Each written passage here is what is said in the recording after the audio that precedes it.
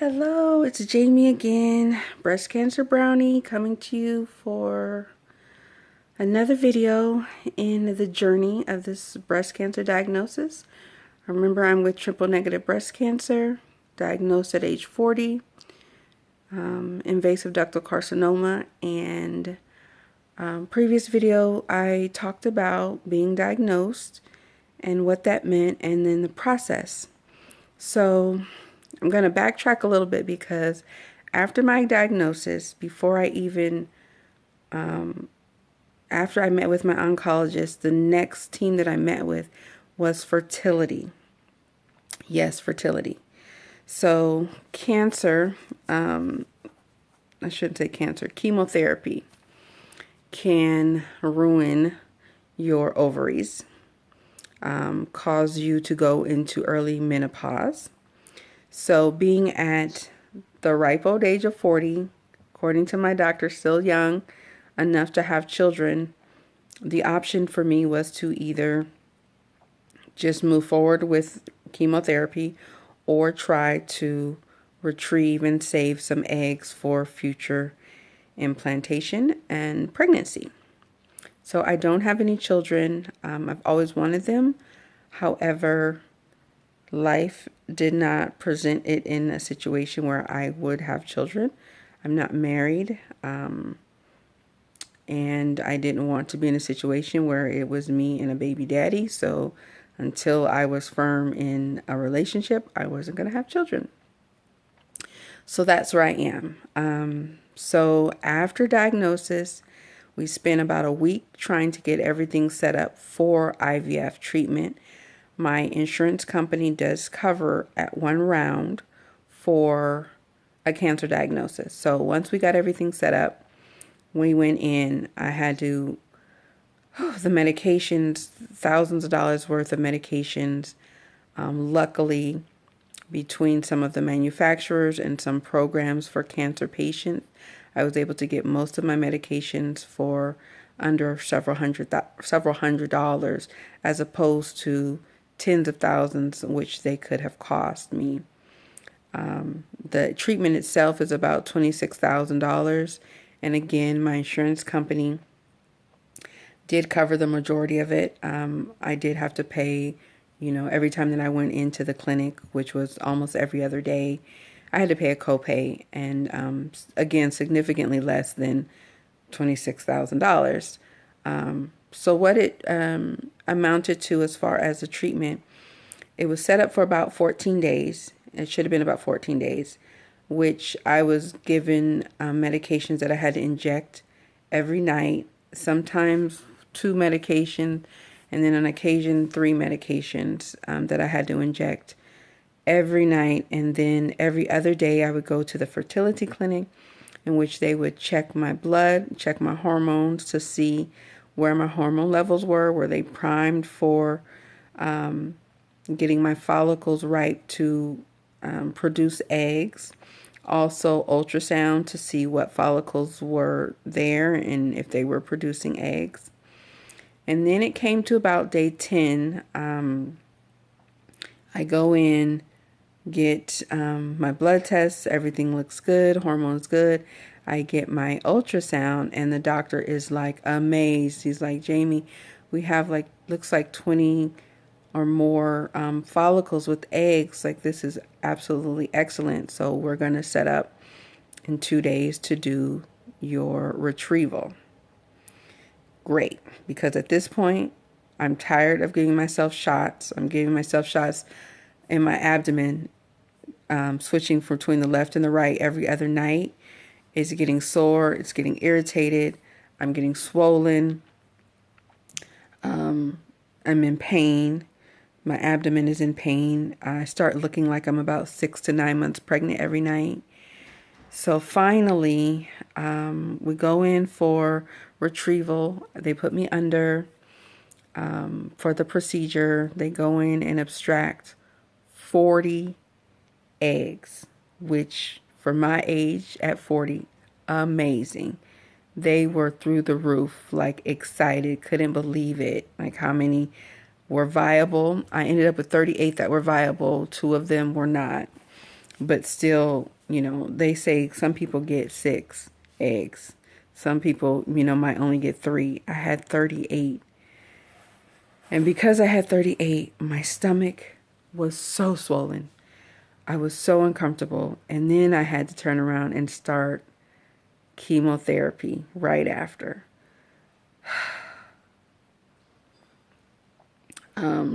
It was painful. But out of it, I did get those 38 eggs. So they're on freeze. I did not elect to have them fertilized because I'm hoping that, I can have them fertilized with somebody that I know and that I love. But if not, we'll see, what happens at that point. So then I started chemo. So one of the things I talked about in my chemo video, my 3rd session chemo video, is an injection that I have to take. And I do that every 4 weeks. It's not every time. Well, that injection is another piece of the puzzle. That injection stops my ovaries from working. The idea is that if you stop the ovaries from working, it sort of hides it from the chemotherapy. Chemotherapy works on fast-growing cells, things that are moving and replicating fast. Those could be healthy cells or like the cancer cells that are unhealthy cells. So the idea is if you can stop the ovaries from doing what they do, the cells from moving around, you kind of hide it from the chemo and the chemo doesn't affect it. And what that does in turn is ups my chances for after I stop chemo that my ovaries start working again on their own. And the good thing about that is if they do, that means I don't go into early onset menopause, because that's a real situation. So some people don't have the opportunity to get IVF because they have to start their treatment so fast. Some people may not even have the opportunity to get this particular injection. I've noticed that some people who didn't, and 38, 35 years old, and they already are in menopause after their chemo. So we're working in hopes that that doesn't happen to me. So either way, even if my ovaries don't work, because I have the eggs on freeze, I can still utilize the eggs for pregnancy. But if we stop the ovaries from working while this chemo is going through my system and they come back to life, then I don't have to worry about the onset of, there goes chemo brain again. You guys know what I just said a little while ago. I'm sorry. Chemo brain gets you. You just forget stuff. So that's kind of where I am. And so that was something I never imagined would even come about with a cancer diagnosis is, what are you going to do with your eggs? Are you going to have children? Do you want to go through this IVF? Do you not want to do it? Do you want to risk it? Like major decisions, everything was going so fast. And so that's what I've decided to do. Got my 38 eggs on ice, waiting for sperm donation. And in the meantime, I'm going to be fighting this cancer. Once I go into remission, I would then be able to decide what to do with those eggs. So I'll talk to you in another video about my genetic testing, because my genetic testing came back with me having a high risk of ovarian cancer between the ages of 45 and 50. I'll need to decide on getting my ovaries cut out. So again, another piece. So this thing is just totally evolving. It can be very scary, very overwhelming. It kind of just seems like, you're on a roller coaster and you're click, click, click, click, click, click, clicking up. And then they hit you with cancer. Down. Okay, so now I have cancer. Click, click, click. This is what we're going to do. You got chemo. Click, click, click. Surgery. Radiation. Oh, hey, you're 40. You could still have kids. What about IVF? Make a decision. Oh, I don't know what I want to do. And you go back down again.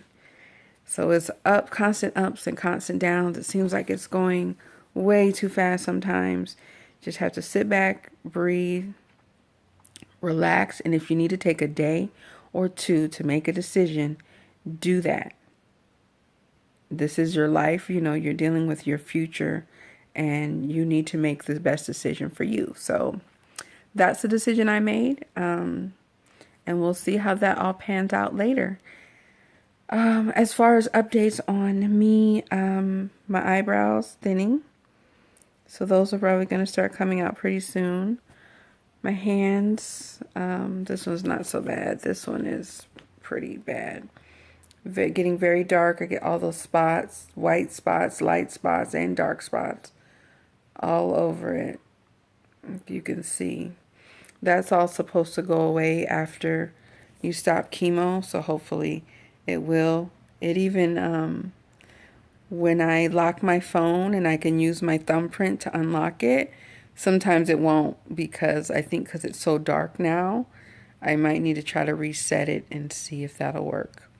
I had a really rough week food-wise. I had some nausea, had some headaches between the chemo, the steroids that I have to take for 4 days after, or 3 days after, and the Neulasta shot that I have to take. It kind of wreaks havoc on your body. There's so much going in your body, and so it's been a kind of a rough week. I've been sick. I haven't been feeling good, haven't been eating well, but I'm trying to get on the mend. Usually once you stop the steroids, which today was my last day, I already had my Neulasta shot on Tuesday, and my anti-nausea medicine, I usually stop taking it Thursday night, and so I tend to feel a lot better Friday, Saturday, and going into the week. So hopefully that will continue on in that manner.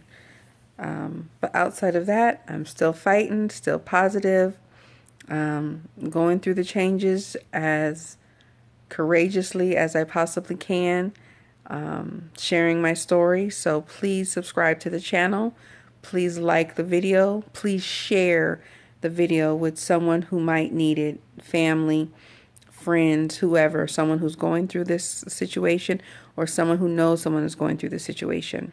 I'll come back to you guys in a couple days with a video regarding my genetic testing and how that went out, and how that relates to my breast cancer and future cancer possibilities.